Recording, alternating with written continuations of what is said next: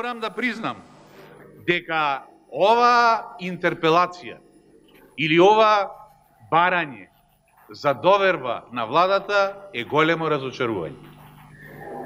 Зошто?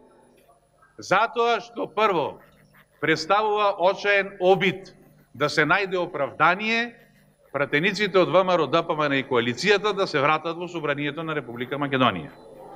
Второ, поразително е сознанието дека овај е одбраниот начин опозицијата да се врати во собранието на голема врата. Ама ова е голема врата? Голема врата за нас беше очекување дека опозицијата ќе се врати да дискутираме, да дебатираме, да расправаме за она што Република Македонија го превзеде како обврска за пакетот реформски закони. Со тоа денеска да се занимаваме овде. За тоа да разговараме, за тоа да дискутираме, за планот 369 да стане реалност, затоа што за 10 дена од денеска ние очекуваме и не само што очекуваме, ќе добиеме позитивен извештај на Европската комисија безусловен.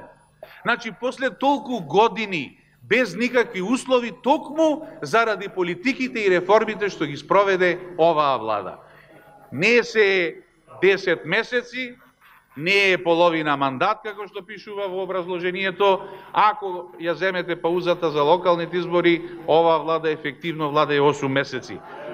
Ама, елбете, третата работа која е? После 4 месеци недоаѓање во собранието на Република Македонија, да дојдеа други пратеници од опозицијата, мене ова образложение на интерпелацијата ќе ми беше јасно. Нови пратеници, не знаат што било, не биле присутни овдека, не знаат што се случувало и логично ќе беше да биде прочитано едно вакво образложение. Ама пратениците од опозицијата што се денес овде се истите оние пратеници кои пред 3 години ги чуја бомбите, кои пред 3 години заедно со нас чуја како владеела нивната влада и нивните влади во изминатиот 11 годишен период. Погубно и катастрофално.